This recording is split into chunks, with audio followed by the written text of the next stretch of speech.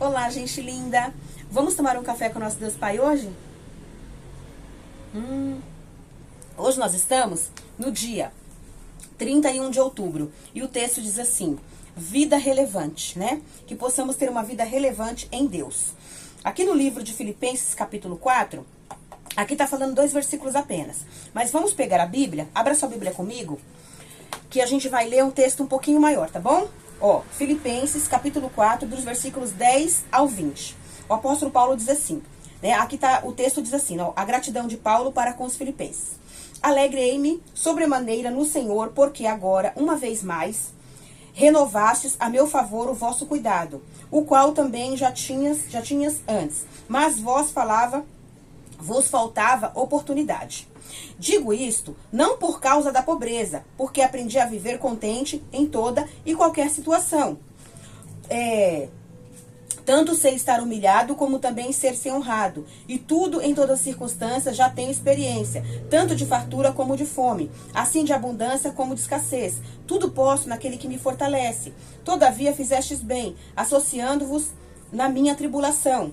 E sabeis também vós, ó Filipenses, que no início do Evangelho, quando parti para a Macedônia, nenhuma igreja se associou comigo no tocante a dar e receber, senão unicamente vós outros. Porque até a Tessalônica mandastes não somente uma vez, mas 2, o bastante para as minhas necessidades. Não que eu procure o donativo, mas o que realmente me interessa é o fruto que aumente o vosso crédito. Recebi tudo e tenho abundância, estou suprido, desde que Epafrodito me passou as mãos, o que me veio de vossa parte como aroma suave, como sacrifício aceitável e aprazível a Deus. E o meu Deus, segundo a sua riqueza em glória, há de suprir em Cristo Jesus cada uma das vossas necessidades. Ora, o nosso Deus e Pai, seja a glória pelos séculos dos séculos. Amém. Olha que texto lindo, né? O apóstolo Paulo agradecendo os filipenses que sempre mandava para ele todo o suprimento que ele precisava. Quando ele estava pregando o evangelho, ele sempre passava necessidade, porque ele tinha que ir de uma cidade para outra, né? Então precisava de ser suprido. E a igreja de Filipenses supria ele dessas necessidades, né? Aqui no texto que nós lemos aqui desse livro, ele fala só 2 versículos, o 12 e o 13, né? Aí eu li o texto inteiro, do 10 até o 20, pra gente compreender o texto, né, completo. E aqui o autor vai dizer assim, olha, qual a sua definição de sucesso na vida? Muitos de nós queremos sucesso na família, na carreira profissional ou acadêmica, nos relacionamentos, enfim, no legado deixado para as gerações futuras. Não há nada de errado com isso, mas o verdadeiro sucesso é viver no centro da vontade de Deus e ter todas as áreas da vida alinhadas com o coração do Pai. Entendo que Deus nos chama para uma vida de sucesso, que só pode ser vivida quando estamos alinhados com a sua vontade, não necessariamente relacionada a nossas conquistas materiais ou influência na sociedade.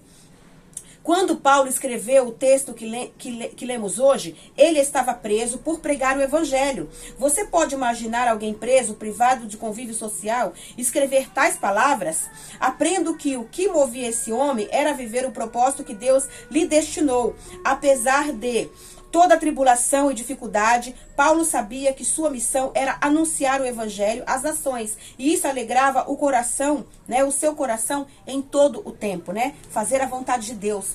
O que alegrava o coração do apóstolo Paulo era cumprir o propósito que Deus colocou nas mãos dele para ele cumprir. Amém? Que propósito tem movido o seu coração?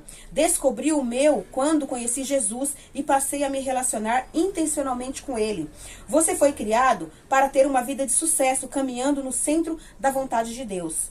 Aprendo que, quando descobrimos o propósito para o qual nascemos, a vida muda completamente.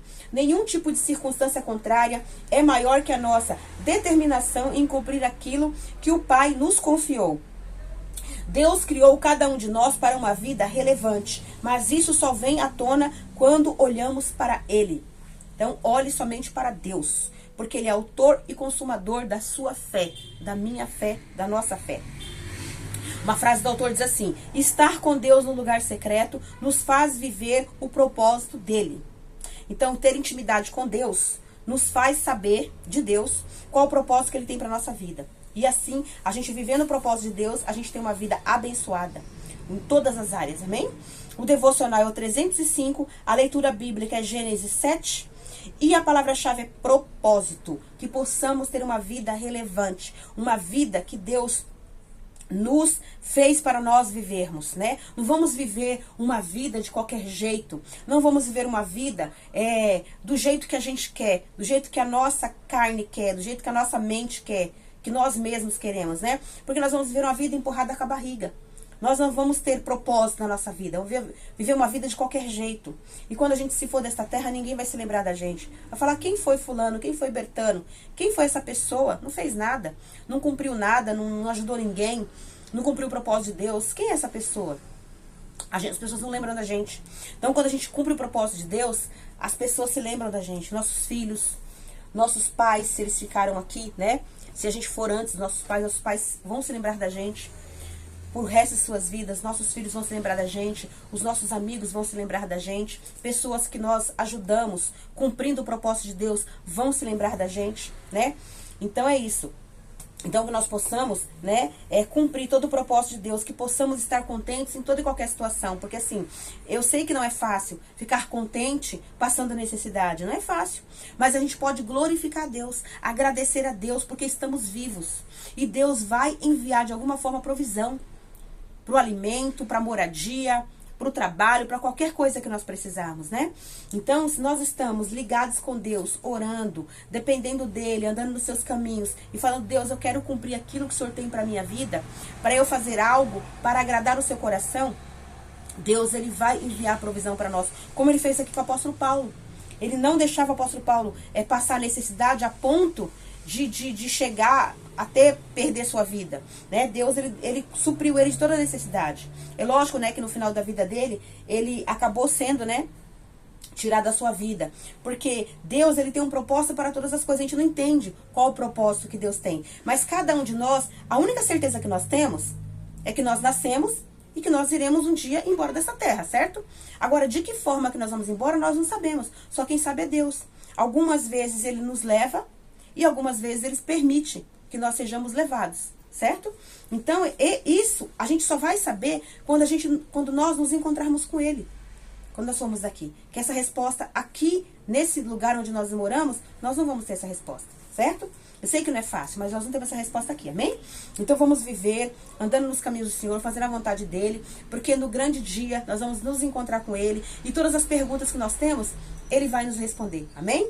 Então que Deus possa abençoar a sua vida, a sua família, seus projetos, que Deus possa abençoar a minha vida, a minha família, os projetos, e que possamos andar nos caminhos do Senhor, viver o seu propósito, para sermos bem-sucedidos em tudo, amém?